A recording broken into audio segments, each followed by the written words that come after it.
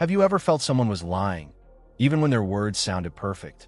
Maybe their face stayed calm, but something in their voice, timing, or behavior felt wrong. Lies rarely appear as one obvious sign.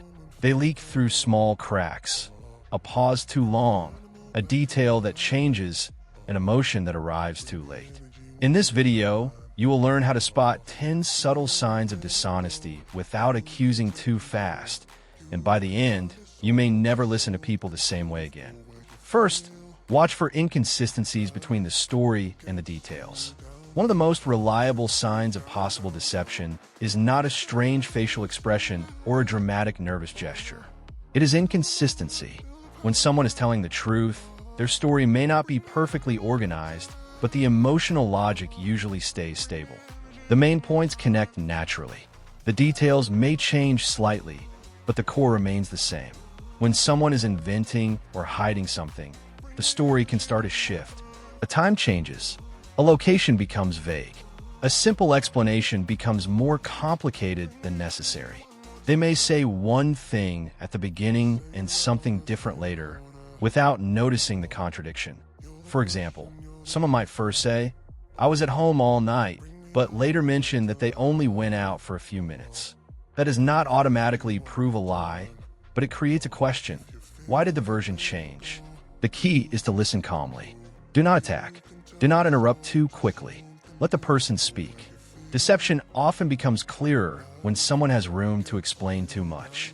And if you enjoy learning how the human mind reveals hidden signals, leave a like and subscribe to the channel, because this helps us bring more videos about psychology, behavior, and the secrets behind everyday interactions. Second, notice when the emotion does not match the situation. Honest emotions usually appear naturally. They may be messy, imperfect, and spontaneous. But when someone is pretending, the emotion can feel slightly delayed, exaggerated, or strangely empty. Imagine a person receives bad news and says, "That is terrible," but their face remains calm for too long before showing sadness. Or someone claims to be shocked, but their voice stays flat and controlled. Again, this does not prove dishonesty, but it may reveal emotional mismatch. Real emotions often affect the whole body. Sadness may soften the voice. Anger may increase tension. Fear may change breathing. Surprise usually appears quickly and fades quickly. Fake surprise, however, may last too long, almost like a performance. One subtle clue is timing. If the words come first and the emotion appears only afterward, the person maybe try to create the correct reaction instead of naturally feeling it. In honest reactions, emotion and words tend to arrive together. But be careful. Some people are naturally less expressive. Others hide emotion because they are embarrassed, anxious, or trained to remain calm. The real question is not, do they show emotion? The better question is, does this reaction fit this person, this moment, and this story? Third, pay attention to over-explaining. When people tell the truth, they often give enough information to answer the question.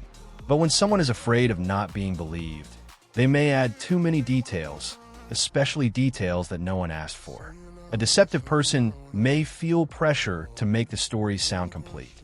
So they add unnecessary descriptions, extra names, exact times, random objects, and emotional justifications. The story becomes too polished, as if it was prepared in advance. For example, instead of saying, "I was at the store," the person might say, "I went to the store at exactly 7:43 because I needed bread, but then I remembered the milk and the cashier was slow and there was traffic, and that is why I took longer." Sometimes this is true, but sometimes it is a wall of details built to prevent more questions. Over-explaining can also appear when someone repeats the same point again and again. "I swear, I would never do that. I'm not that kind of person. You know me. I always tell the truth." The focus moves away from facts and toward convincing you emotionally. Truth does not always need decoration. Lies often do. Fourth, observe sudden changes in voice and speech rhythm. The voice can reveal pressure before the face does. When someone becomes nervous, the body reacts. Breathing changes. The throat tightens. The mouth becomes dry. This can affect speed, tone, volume, and rhythm. A person may suddenly speak faster, as if trying to escape the question, or they may slow down too much, carefully choosing every word. Their voice may become higher, quieter, sharper, or unusually controlled. One powerful clue is change from the person's normal behavior. Some people always speak fast, so naturally pause a lot. That is why you need a baseline. How does this person speak when the topic is neutral? How do they sound when they're comfortable? If their rhythm suddenly changes when a specific subject appears, pay attention. The topic may be sensitive. It may not mean they are lying, but it shows that the question touched something important. Also notice filler words. A person under pressure may use more, well, you know, or repeat parts of the question to buy time. For example, where were you last night? Where was I last night? Well, I was around. The hesitation itself is not proof, but a sudden cluster of hesitation, vocal change, and vague answers deserves attention. Fifth, look for distancing language. People sometimes unconsciously create distance from what makes them uncomfortable. This can happen through language. Instead of saying my phone, they may say the phone. Instead of saying my car, they may say that car. Instead of saying someone's name, they may say that person. Distancing language can be a way to reduce emotional connection to the event. A person may avoid ownership, responsibility, or closeness. For example, someone might say, mistakes were made, instead of I made a mistake. The sentence removes the person from the action. Another example is avoiding direct answers. If asked, did you send a message? The person might answer, why would I do something like that? That is not the same as saying no. It shifts the conversation from fact to character. This is common in public speeches, interviews, media appearances, and personal conversations. People may use passive language to hide agency. The situation happened, things got complicated, it was misunderstood. When someone avoids simple ownership, listen carefully. Honest people can also speak indirectly, especially if they're nervous. But when distancing language appears together with contradictions and emotional mismatch, it becomes more meaningful. Sixth, notice microexpressions, but do not overtrust them.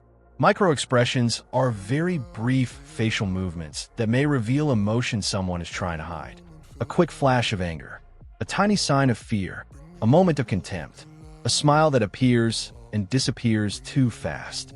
They can be interesting, but they are often misunderstood.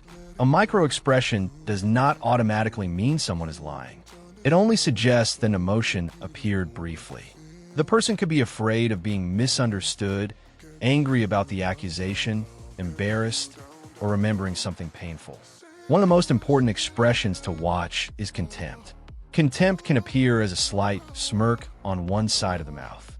It may suggest superiority, disrespect, or hidden judgment. In a conversation where someone is pretending to be cooperative, a flash of contempt may reveal that their real feeling is different from their words.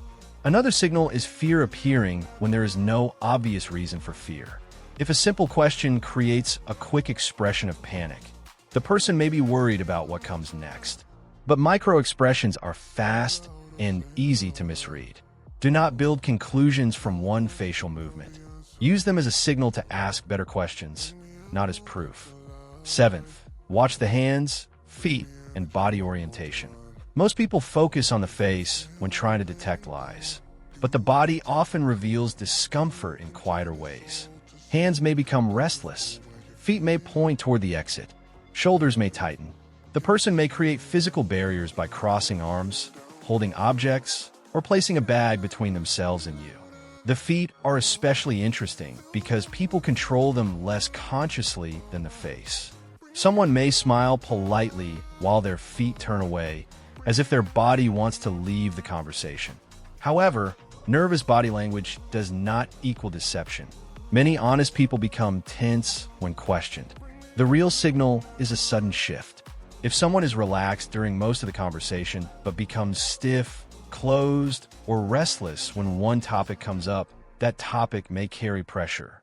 Also observe self-soothing gestures. Touching the neck, rubbing hands, adjusting clothes, or pressing lips together can be ways the body releases stress.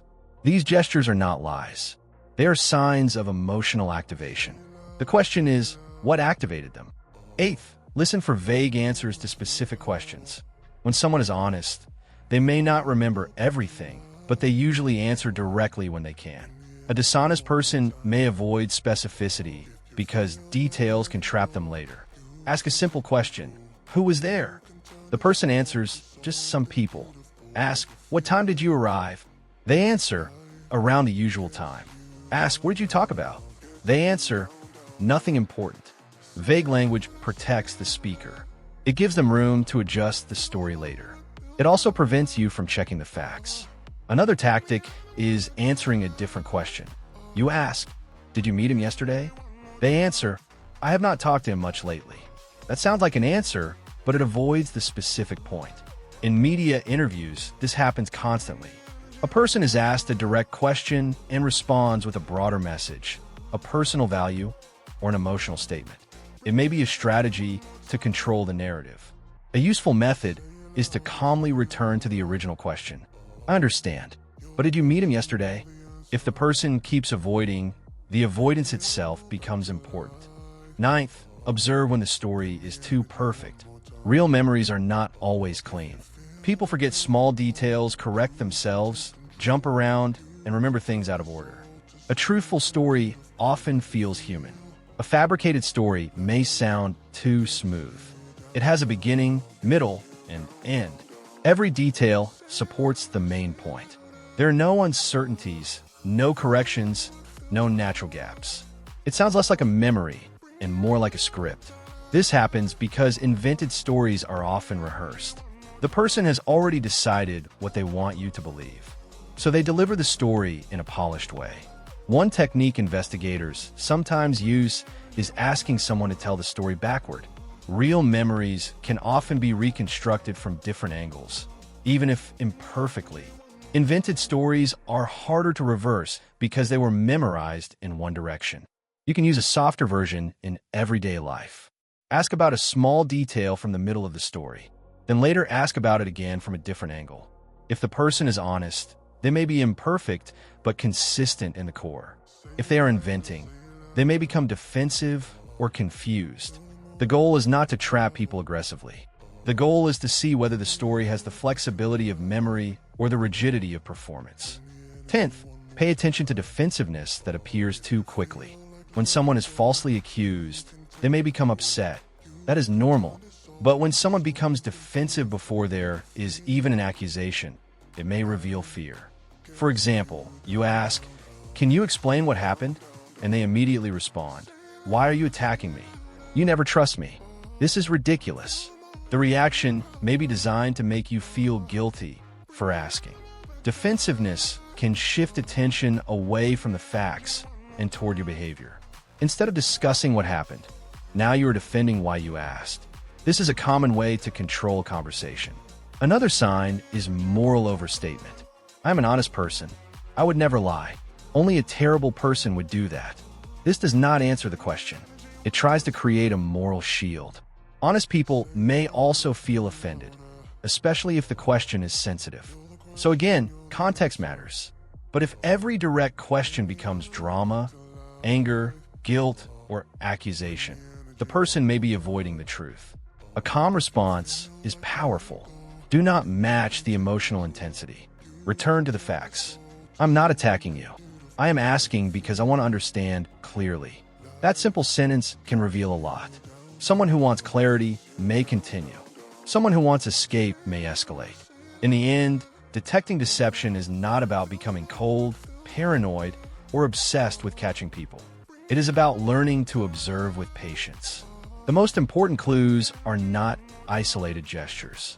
They are patterns, words that do not match emotions, stories that change, answers that avoid the question, and behavior that shifts suddenly when a specific topic appears. The human mind is complex. People hide things for many reasons: fear, shame, protection, pride, insecurity, or manipulation. Sometimes the lie is malicious. Sometimes it is defensive. Sometimes the person is not lying, but struggling to explain something painful. That is why the best observer is not the most suspicious person. It is the person who stays calm long enough to notice what others miss. So the next time you feel that something is off, do not jump to conclusions. Listen again. Watch the timing. Compare the words with the behavior. Notice what changes. Notice what gets avoided. And most importantly, ask better questions. Because the truth often does not shout. It leaks. If you enjoyed this video, leave a like, subscribe to the channel, and share it with someone who loves psychology and human behavior. And now tell me in the comments, what subtle sign makes you feel that someone is not being completely honest?